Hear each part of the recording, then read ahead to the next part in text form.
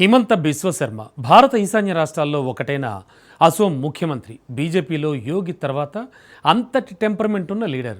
ఒక్కసారి డిసైడ్ అయితే ఎంతటి సంచలన నిర్ణయాన్నైనా రెండో ఆలోచన లేకుండానే తీసుకుంటారు. బంగ్లాదేశ్ నుంచి అక్రమంగా దేశంలో చొరబడినటువంటి వలసదారుల ఏరివేత ఒక్కటి చాలు. హిమంత డిసైడ్ అయితే రిజల్ట్ ఏ రేంజ్లో ఉంటుందో చెప్పడానికి. రెండోసారి అసోం సీఎంగా బాధ్యతలు చేపట్టిన ఆయన తాజాగా మరో సంచలన నిర్ణయం తీసుకున్నారు.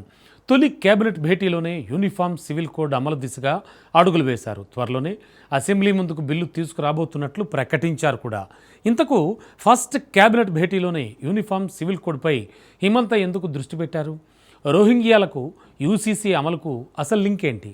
షరియా చట్టానికి ఎండ్ కార్డు వేయడమే అసోం సీఎం లక్ష్యమా? Let's watch. Assam CM Himanta Biswa Sarma మరో డేరింగ్ డెసిషన్. తొలి కేబినెట్ భేటీలోనే యూసీసీ బిల్లుకు ఆమోదముద్ర. యూనిఫామ్ సివిల్ కోడ్పై ఇప్పుడే ఎందుకు ఫోకస్ చేశారు? యూనిఫామ్ సివిల్ కోడ్ దేశ రాజకీయాల్లో మోస్ట్ కాంట్రవర్షియల్ టాపిక్. పాలకులు ఈ అంశాన్ని కదపడం అంటే తేనె తుట్టెను కదపడంతో సమానం. బీజేపీయేతర పాలిత రాష్ట్రాలు ఈ టాపిక్ జోలికే పోవు. ఎందుకంటే ఉమ్మడి పౌర స్మృతి చట్టాన్ని అమలు చేస్తే మైనారిటీ ఓట్లు దూరమవుతాయని ఆయా రాష్ట్రాల ప్రభుత్వాలు భయపడతాయి. కానీ ఒక్కరు మాత్రం అసెంబ్లీ ఎన్నికల ప్రచారంలో చెప్పి మరీ అమలు దిశగా అడుగులేస్తున్నారు. ఆ ఒక్కరు మరెవరో కాదు, అస్సాం సీఎం హిమంత బిశ్వ శర్మ. ఉత్తరాఖండ్, గోవా రాష్ట్రాలు ఆల్రెడీ యూసీసీ అమల్లో ఉన్నాయి. తాజాగా అస్సాం కూడా ఈ జాబితాలోకి చేరబోతోంది. రెండోసారి ముఖ్యమంత్రిగా బాధ్యతలు చేపట్టిన Himanta Biswa Sharma uniform civil code అమలు దిశగా తొలి కేబినెట్ సమావేశంలోనే సంచలనాత్మక నిర్ణయం తీసుకున్నారు. ఈ బిల్లుకు హిమంత కేబినెట్ ఆమోదముద్ర వేసింది. ఇక అసెంబ్లీలో ప్రవేశపెట్టడం ఒక్కటే తరువాయి. Today, Assam cabinet has also passed uniform civil code. We customize that to the requirement of Assam. We have completely exempted tribal population from the purview of uniform civil codes.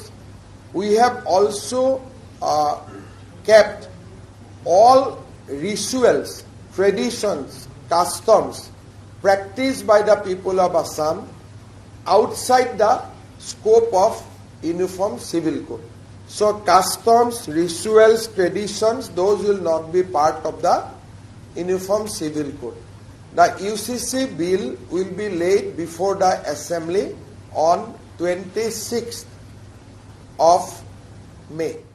మే 26న అసెంబ్లీలో ఉమ్మడి పౌర స్మృతి bill ప్రవేశపెట్టనున్నట్లు Assam ముఖ్యమంత్రి వెల్లడించారు.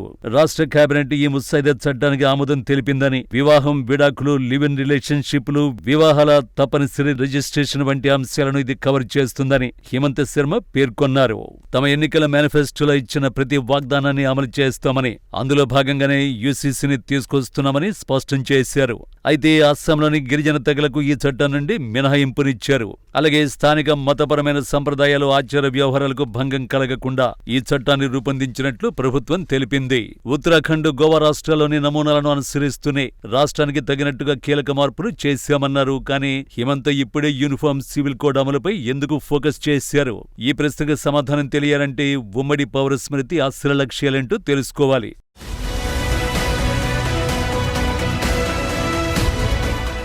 ఒకే దేశం, ఒకే చట్టం, దీన్నే ఉమ్మడి పౌరస్మృతి అంటారు. మతపరమైన ఆచారాలు, సంప్రదాయాలకు అతీతంగా భారత భూభాగం పరిధిలో ఉన్న పౌరులందరికీ ఒకే చట్టాన్ని వర్తింపచేయడమే యూనిఫామ్ సివిల్ కోడ్. మన దేశంలో పెళ్లిళ్లు, విడాకులు, వారసత్వంగా వచ్చే ఆస్తులు, పిల్లలను దత్తత తీసుకోవడం, జీవనభృతి లాంటి విషయాలకు సంబంధించి చట్టాలు అందరికీ ఒకేలా లేవు. పౌరులు ఆచరించే మతం, విశ్వాసాల ఆధారంగా ఒక్కో వ్యక్తికి చట్టం ఒక్కోలా ఉంది. అయితే మతంతో సంబంధం లేకుండా, లింగభేదాలు లేకుండా భారత పౌరులందరికీ ఒకే చట్టం వర్తింపు చేయడం యూనిఫామ్ సివిల్ కోడ్ ప్రధాన ఉద్దేశ్యం. ఈ డిమాండ్ దేశానికి స్వాతంత్ర్యం వచ్చిన నాటి నుంచే ఉంది. భారత రాజ్యాంగంలోని ఆర్టికల్ 44 కూడా ఇదే చెబుతోంది. దేశ పౌరులకు హిందువులకు యూనిఫామ్ సివిల్ కోడ్ తీసుకొచ్చేలా ప్రభుత్వాలు చర్యలు తీసుకోవాలంటూ ఆదేశిక సూత్రాల రూపంలో రాజ్యాంగం సూచిస్తోంది. ఇప్పటి వరకు దేశంలో ప్రజలకు చట్టాలున్నా వాటికి భిన్నంగా మతపరమైన పర్సనల్ చట్టాలు కూడా ఉన్నాయి. హిందూ వివాహ వారసత్వ చట్టాలు, షరియా లాంటి ముస్లిం పర్సనల్ చట్టాలు ఇవన్నీ మన దేశంలో అమలవుతున్నాయి. అయితే ఉమ్మడి పౌర స్మృతిలో ఎవరికి వాళ్ళుగా అమలు చేసుకునే చట్టాలకు చోటుండదు. యూనిఫామ్ సివిల్ కోడ్ లో కుల మతపరమైన చట్టాలు చెల్లవు. అందుకే చాలా కాలంగా దేశంలో మెజారిటీగా ఉన్న హిందువులు, మైనారిటీ వర్గాలైన ముస్లింలు ఈ యూనిఫామ్ సివిల్ కోడ్ ను వ్యతిరేకిస్తూ వస్తున్నాయి.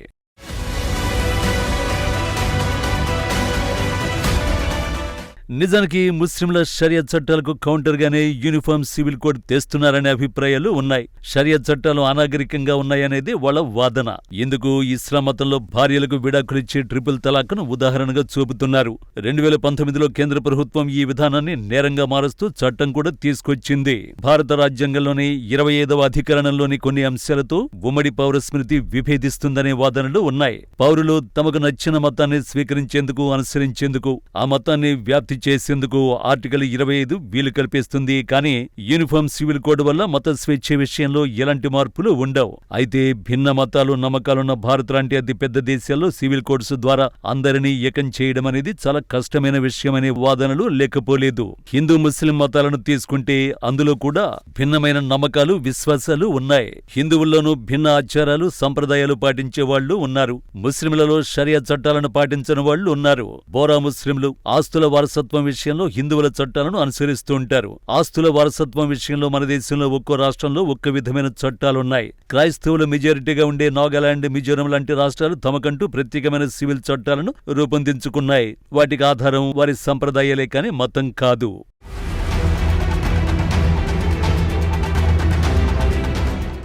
ఉమ్మడి పౌర స్మృతిలో కులం, మతం, వర్గం, స్త్రీ, పురుష, లింగ భేదాలకు అతీతంగా దేశంలోని పౌరులందరికీ సమాన హోదా లభిస్తుంది. చట్ట ప్రకారం ఆడ, మగ ఇద్దరు సమానమైననే లింగ సమానత్వం కల్పిస్తుంది. క్రిమినల్, సివిల్ చట్టాలు అన్నీ అందరికీ సమానంగా అమలు చేసేలా యూనిఫామ్ సివిల్ కోడ్ ఉంటుంది. అంతేకాదు ఇప్పుడున్న పర్సనల్ చట్టాలను సంస్కరించాల్సిన పని లేదు. బహుభార్యత్వం నేరమవుతుంది. అన్ని మతాల్లోనూ చిన్న కుటుంబం తప్పనిసరి చేసే అవకాశం కలుగుతుంది.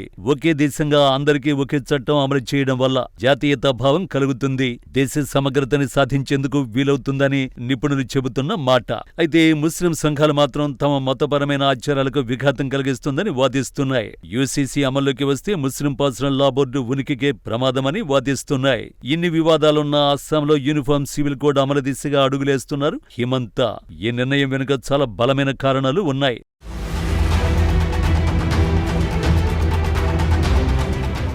అస్సాం అసెంబ్లీ ఎన్నికల సమయంలో బీజేపీ తన మేనిఫెస్టోలో యూసీసీ అమలును ప్రధాన హామీగా పేర్కొంది. అధికారంలోకి వచ్చిన వెంటనే బిల్లును ఆమోదించడం ద్వారా ప్రభుత్వం తన పట్టుదలని చాటుకుంటోంది.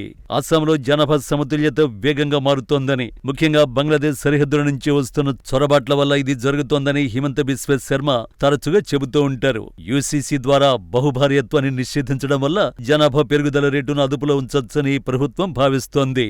అక్రమ వలసదారుల ప్రాబల్యం పెరగకుండా స్థానిక అస్సామీల హక్కులను, అలాగే భూమిని కాపాడడానికి ఇదొక రక్షణ కవచమని ఆయన వాదన. ముఖ్యమంత్రి తన ప్రసంగాల్లో లవ్ జిహాద్, ల్యాండ్ జిహాద్ వంటి అంశాలను తీవ్రంగా ప్రస్తావిస్తున్నారు. యూసీసీతో పాటు అక్రమంగా భూములను ఆక్రమించే వారిపై, మత మార్పిడి వివాహాలపై మరింత కఠిన చట్టాలు తీసుకురావడానికి ఇది పునాదిగా మారుతుంది. ఇప్పటికే 1935 నాటి ముస్లిం వివాహాల రిజిస్ట్రేషన్ చట్టాన్ని రద్దు చేయడం ద్వారా బాల్య వివాహాలకు అడ్డుకట్ట వేయాలని చూస్తున్నారు. ఓవరాల్ గా అస్సాంలో యూనిఫామ్ సివిల్ కోడ్ అమలు కేవలం మతపరమైన సమానత్వం కోసమే కాకుండా అక్రమ వలసల వల్ల తలెత్తే సామాజిక జనాభా మార్పుల్ని నియంత్రించడానికి ఒక వ్యూహాత్మక అస్త్రంగా ప్రభుత్వం భావిస్తోంది. హిమంత చెప్పినట్టు మే 26న అసెంబ్లీలో యూసీసీ బిల్లు ఆమోదం పొందడం కూడా ఖాయమే. ఎందుకంటే అస్సాం అసెంబ్లీలో బీజేపీ నేతృత్వంలోని కూటమికి స్పష్టమైన మెజారిటీ ఉంది. మొత్తం 126 సీట్లలో ఈ కూటమి 102 సీట్లు గెలుచుకుంది. బిల్ పాస్ కావడానికి కావలసిన సాధారణ మెజారిటీ కంటే ఇది చాలా ఎక్కువ. సో ఉత్తరాఖండ్, గోవా తర్వాత యూసీసీ అమలు చేసిన రాష్ట్రంగా అస్సాం నిలవబోతోంది.